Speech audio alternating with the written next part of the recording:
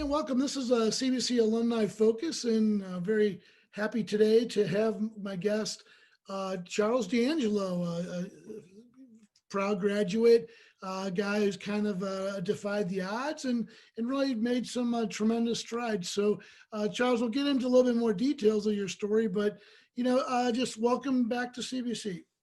Thank you so much for having me, Rob. It's my honor, my privilege, and there's nothing more I'd rather do than talk about the positive impact CBC's had on me. Well, I guess let's start with you wrote a couple books, and books that are very inspirational and have been very much motivating to people who are needing changes in their life and needing it to affect real changes. Talk a little bit about the two books. Think and Grow Thin was the one in your latest book, and just kind of how that career path has taken you and the things that you're enjoying about it. Sure. So I'll try to keep it rather succinct. I know it's kind of hard to compact your entire career in a soundbite, but just do the best you can. Well, first off, I don't assume everyone knows who I am. So if you don't know anything about my story, I was 360 pounds as a teenager. So by the time I came to CBC in the early 2000s, I was tipping the scales most likely around 300 pounds, and that was as a freshman. I had went through a really difficult set of circumstances in grade school as a boy. I was bullied, I was teased, I was made fun of pretty much every day. And it was a Catholic grade school that I attended. And so I came into CBC primed for humiliation, expecting that I wasn't going to be welcomed, expecting that it was just going to be more of the same. I mean, it got so bad in grade school when I was a student that I had actually thought about leaving the Catholic grade school that I was attending just because of how malicious things had got as a young boy. But I stuck it out, and living in South St. Louis, I lived near the intersection of Arsenal and McCausland as a boy, where my childhood home was. CBC was the closest thing to the home. And I found my family to be a sanctuary at that time, so I wanted to stay close to home. So I decided to apply to CBC High School on Clayton Road after attending a high school night. And that high school night really made an indelible mark on my psyche as to why CBC was the right school for me. First off, when I walked into the gymnasium with my father was a blue collar worker. He owned a janitorial company. So it was a stretch for my parents to make the investment for me to be able to attend a prestigious school like CBC. Neither of my parents had had the opportunity of education that they had both worked hard to give me and my siblings. So I walk in this gymnasium, and it's just the most eclectic gathering of young men that I'd ever seen. And in those days, there was no air conditioning in the old school. It was in the gymnasium on Clayton Road. So they just had this huge fan that was circulating all this air out. So we took a seat on the bleachers, my father and I went to a pretty homogenous school. It was all, I would say, middle to upper class children, a great school. And there was very little diversity. Well, at CBC, it was incredibly diverse. I mean, there were people from all walks of life, from all socioeconomic backgrounds. And so that was appealing first and foremost. And everyone was so friendly. Everyone was just so nice and warm and interested and curious to get to know about me. So I immediately felt comfortable. And then when the event started with Brother Larry taking stage and starting to talk about the school, and Jim Gertis, and then Ray Barr, who really impressed me. He was just a person who communicates so much congruence. He was well-spoken. He was incredibly well-dressed. He communicated a certain strength, but also civility. And that really appealed to me. And so I decided after that night I was going to apply to CBC, and Providence would have it. I was accepted. And it had such an unbelievable impact at a formative time in my life. So we can get a little into that. I don't want to go too much into just that. Well, great. And again, I remember, and we've talked about it in the past, that high school night at Bishop DeBerg, and you sat in the very corner, you're the biggest kid in the room. I was like, wow, Definitely. I definitely remember you. I know you're pretty quiet, didn't say a whole lot, but you had a natural curiosity about you. And then you showed up, and again, we became great friends. So, you talked about, changing your narrative. And that was something that early on, you didn't want to be overweight. You didn't want to be, where you were. And you knew that you had to change your narrative, and that's what your entire life has been dedicated to. Talk about how difficult it was to make that first step for you, and what was it? So it wasn't one thing that led me to make a decision to change my life. It was a series of things. First and foremost, CBC was incredibly welcoming for the best and I guess for the worst as well, because there wasn't any ridicule, there wasn't any teasing. Um, there was room for a young man like myself who was interested in making friends, who was a consummate learner. I just always loved learning. Um, when I thought about in preparation for talking to you today, who was it that made an impact on my life at CBC? The better question would be who didn't, because I would say that almost everyone at that school made a meaningful impact on me. Most notably was the set of teachers, the faculty, the administration, of course, the students, but I'd always been the type of person who yearned for wisdom. I just always loved studying and learning about human behavior. And so, who better than people who had lived a long time? And CBC was just so rich with people on their faculty who didn't consider what they were doing to be a job. They considered what they were doing to be a vocation. You're talking about people like Bill Foley, people like David Otten, people like David Brumfield, people like Rich Judd, Bill Belcher, Edward Hamer, teachers that may not even be there anymore, people like Chris Muskoff, um, Sharon Bertram, Cheryl Van Hee, the list just goes on and on. There were so many there that they would give the brothers, obviously, brother Chris Baker, um,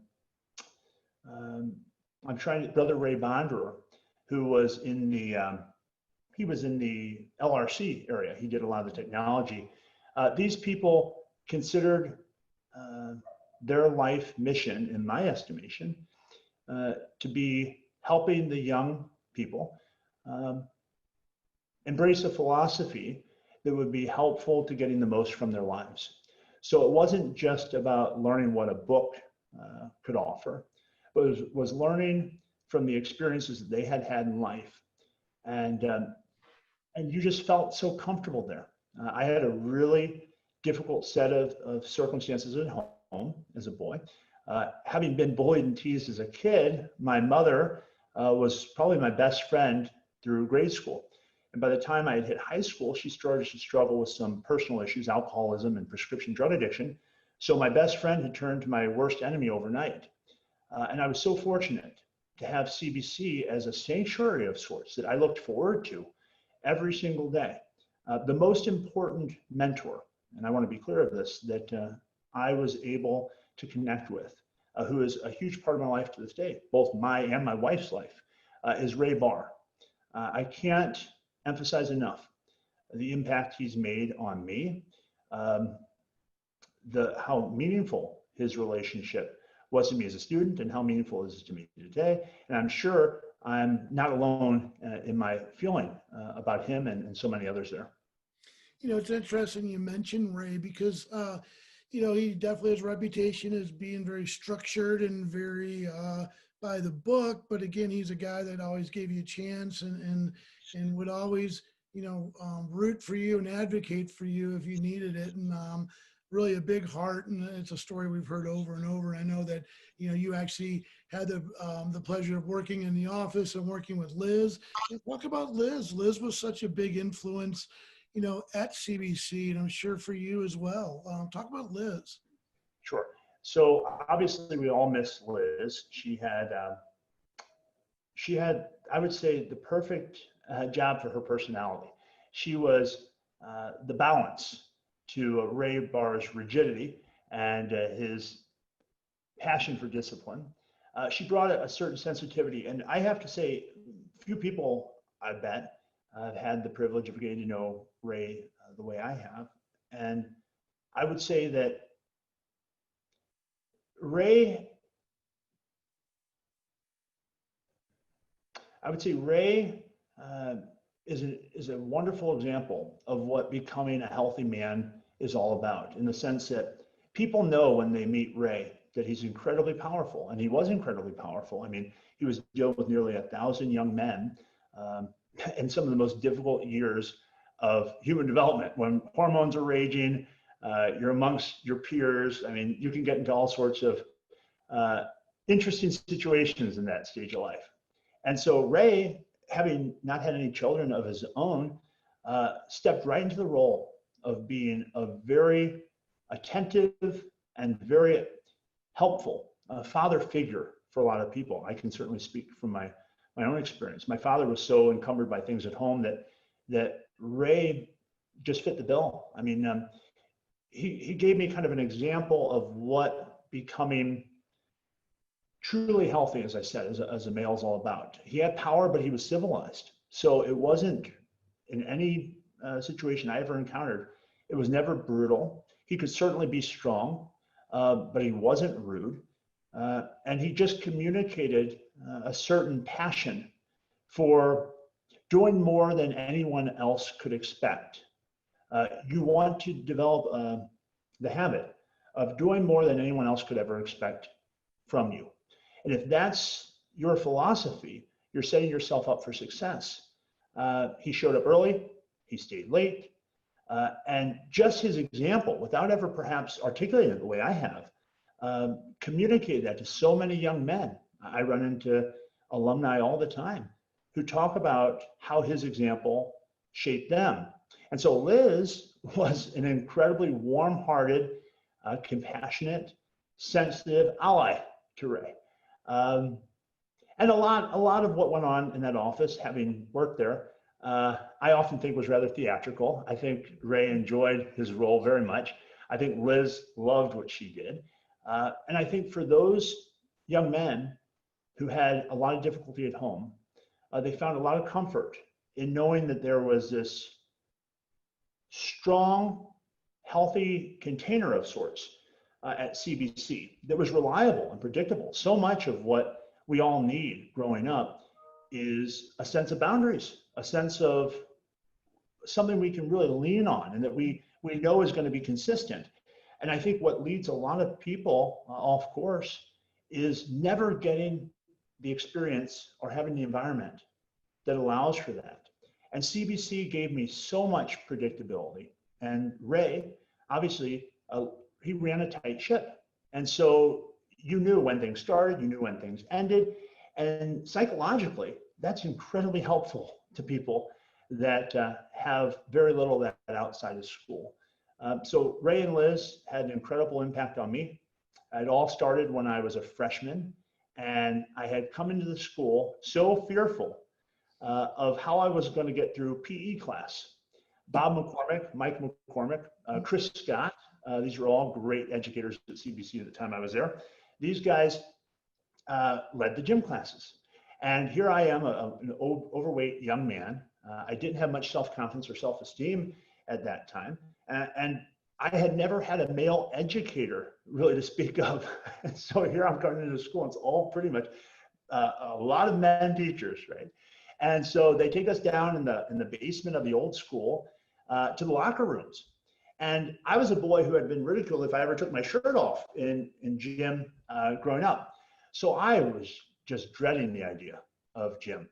And they took us in the bathrooms. And in those days, many that are watching this probably remember, I couldn't believe that there were just toilets without any walls. It's just a row of toilets, like with a little partition where you're sitting next to someone going to the bathroom. And I'm a kid who was afraid to take my shirt off. So I thought, oh my gosh, what am I getting myself into, right? And so I thought to myself that day in orientation, I have to get myself out of this gym class thing. This is going to be horrible. And so I talked to my parents, and for better or for worse, they had compassion and sympathy for my fear. I don't know if that was the best thing, but it ultimately was a great thing, because instead of having PE class, the doctor wrote me a note out of it. I had a study hall freshman year amongst all seniors. So I'm sitting in the cafeteria my freshman year, this very shy, um, sensitive young boy, around all these barbaric seniors, on the threshold of becoming men. And Ray Barr walks in and it goes silent.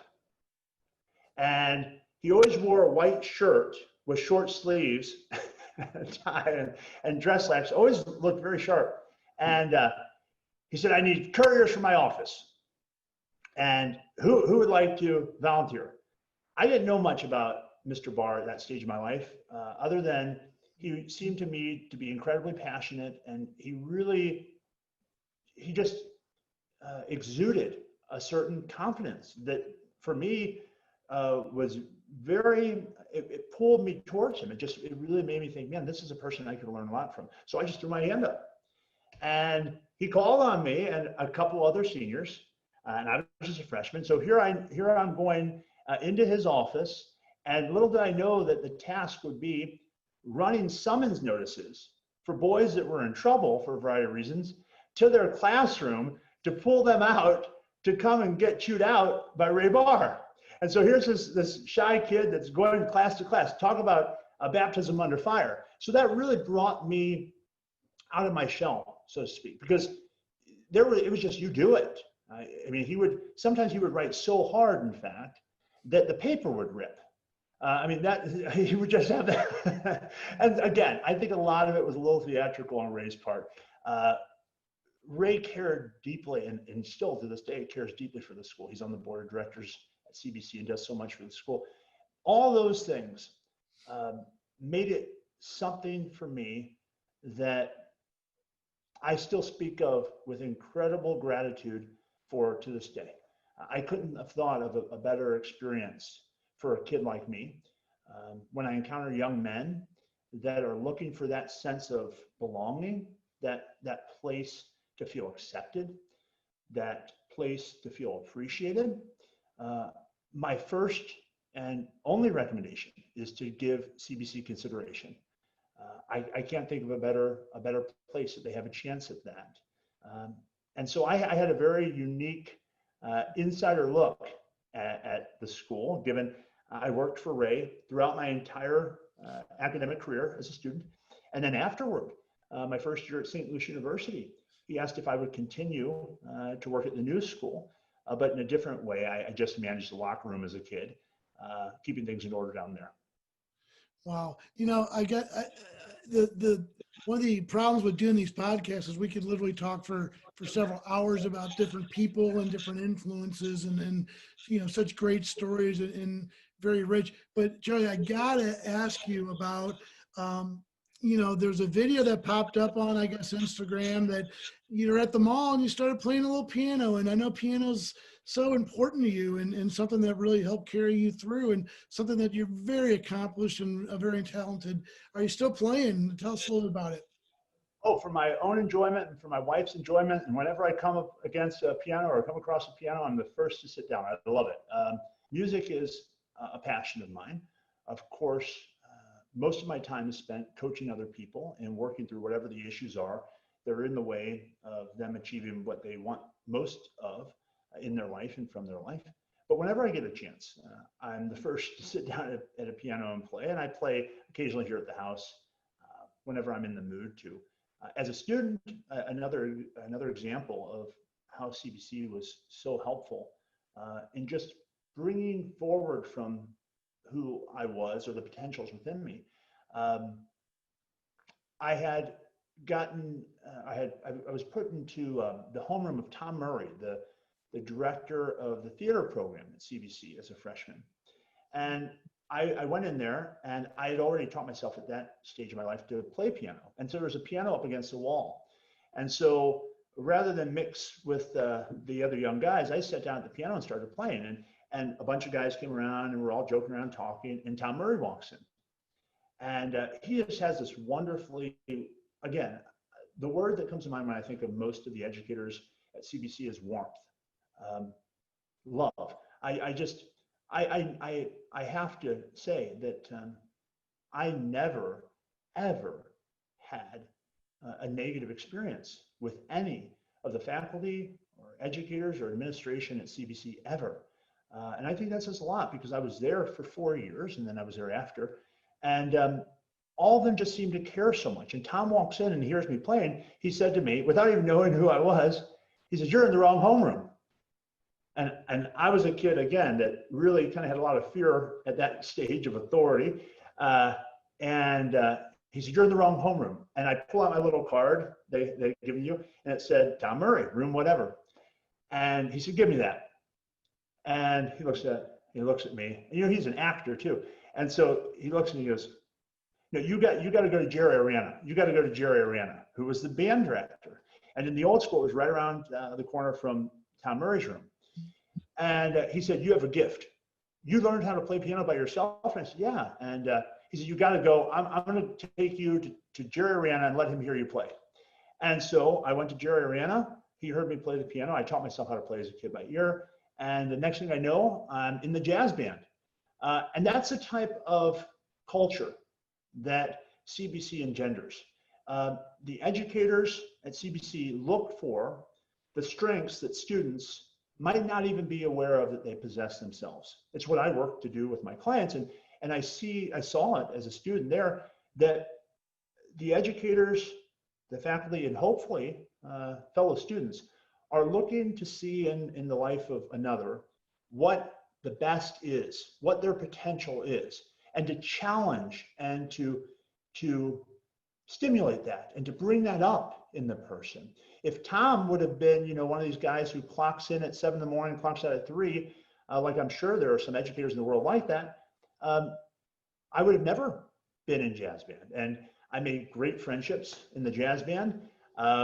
Some of the perks of that were going to girls' schools and playing for the girls' schools as a student. It just felt like so much fun. People say that your high school years are your best years. I look at them as stepping stone years. I don't look at them as, I think if your best is in high school, that you might want to expand the vision of your life. But I think that CBC gives an experience unlike any other school here in St. Louis because of just how personal everyone is with one another. It's not some type of cliche when you hear people say the teachers at CBC really do care.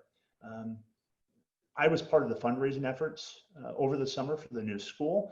I think some of the faculty and staff knew that I came from humble beginnings or a modest background. And so they were always looking to encourage me, to help me along, to connect me up with people. And those are the intangible benefits that come along when you enroll in a place like CBC. Charlie, there's so much to discuss about your career, and we haven't even touched the surface about your career. What's next for you? I mean, you've been doing coaching, personal training, certainly fitness, but becoming an author. You've written 2 books. I mean, I don't want to shortchange you on that. What's next for you? I mean, you got a full slate. Well, I often am thought of as a personal trainer. I am not a personal trainer. I know I'm fit and I know I help a lot of people transform their lives, but my work with people is consultative. So when I first started working with people, it was to change them physically, to help them change themselves physically. So helping people lose 50, 100, 200 pounds. And certainly that's still a major part of the work I do. But the work's really about disconnecting from the change of your past. So it's all about letting go of the things that have been holding you back, the belief systems that are in the way of getting more from your life. I don't really think of, and I never have really thought too much about what's next. I always tried simply to stay focused on what I believe God's calling me to do, which is another huge part of what CBC's tradition is all about. I think you can correct me if I'm wrong. I think the statement is men for tomorrow, brothers for life. I think that was the line. And so I always think about the mission I'm on as a vocation. My work in serving other people is second only. That vocation is second only to my vocation of marriage and my connection with God. And so I just stay open to what's on the horizon, things that show up. I've been incredibly blessed by staying focused on purpose. I always tell my clients and those that come to me, whether they're young people, I've coached a lot of CBC alumni, a lot of CBC students. I even, without breaching confidentiality, I have a few students now that are students at CBC that are working with me. I always encourage them to stay focused on purpose, and what they're looking for, the prosperity that they're hoping for, will follow. So I always think that prosperity follows purpose. And I think that it really follows meaning. If you can find meaning in everything you're going through, high school wasn't, all butterflies and kittens for me. There were some difficult situations that I had to contend with, but those situations were things that helped develop in me a certain strength. I got stronger as a function of those things. So it's not so much what's happening to you, it's what are you going to use those things to accomplish or to become. And if you can stay focused on that, I think that growth is inevitable. So it's just being open to what shows up. I feel incredibly fulfilled. I've achieved a lot, but I also have found through my own life experience and through coaching so many other people, from world leaders to stay-at-home parents to teenagers, that achievement isn't really the name of the game. Because how many people do we know that have everything and are miserable? People that have the big house, but it's not a home. So I really recognized that, in my opinion, the purpose of life is relationship. It's a relationship with yourself. So it's deepening a connection with getting to know who you are. And I don't know if any of us accomplish that whole thing in one lifetime. Deepening your relationship with other people, deepening your relationship with your spirituality. And I think as you do those things, as those intimate relationships get better, you find everything that you encounter in life to be fulfilling and meaningful, even the things that are difficult, even the passing of loved ones, even things like this recent pandemic we all have been touched by. I mean, so many people have reconnected with themselves, with loved ones in ways they otherwise might not have, because of how distracted we all can get day to day. So I think that what's next for me is continuing to stay open to what shows up and asking myself, with what happens being the case, how can I grow from it? What's a lesson that I can take from it? And I think that if we make that what we strive for, again, you're going to live a very rich, meaningful life. You won't be on this hamster wheel of thinking, when I get this next raise, or when I make this much money, or when I meet the beautiful person I've always longed for and marry them, then I'll be happy. Or when I have the Porsche, or when whatever. All those things are niceties of life, but they all fade. I think the things that don't fade are the things that I'm talking about that I experienced at CBC. When people stop to do what's right, when people stop to make an investment in another person's future, when people pause to point out to someone that they can't get anything back from. I couldn't offer something to Ray Barr at that stage of my life. What could I do for a very successful middle-aged man? But he made it his mission to invest in me, I think with the hope, as many of the educators at CBC do, that we could become more than they did. I think that's what CBC really strives to do in the lives of their young male students, is impregnate the students with a sense of mission, a sense of purpose, a sense of desire for growth, and the way that the heritage of CBC has done that is remarkable. I mean, I'm one of many. I stand on the shoulders of greats from CBC. Well, Charlie, again, thanks so much for being here. And as we grow the podcast, I hope to have you back again, and we can talk a little bit about what's going on. But again, just as you who've been an inspiration to all of us, and who kind of saw you from that first day and saw really the work that you did. It wasn't, any magic pill. It wasn't a quick fix. It's, eating right and exercising and work that you put in. It really was a great inspiration to see. So want to thank you so much for your time and let you know that everyone at the school, we're very proud of you and very proud that you're very loyal of your loyalty to the school and that the school had such an impact on you. I can't thank you guys enough. And my only wish and hope is that CBC continues to stay on track with their mission, welcoming in the type of diversity that I found so appealing as a student. And anyone, if you're watching and you're on the fence about giving CBC a chance, I couldn't encourage you more strongly. You'll find a sense of belonging at CBC. You'll find that you have in you greatness. And even things you might not be aware of that are strengths are things that will be developed at CBC if you give it a chance. So it's my hope that more and more people come to know just what a loving environment CBC engenders and just how special of a community it is. And it was a class of 2005, correct? 2004. 2004. I thought I was off a year, but I remember it was at the new school. Again, Tri D'Angelo, thanks for joining us. That's a CBC Alumni Focus. You can catch all of our interviews on our CBC website, cbchs.org. Charles, excuse me. Take care, and it's good to talk to you. It's my pleasure, Rob. God bless. God bless, man.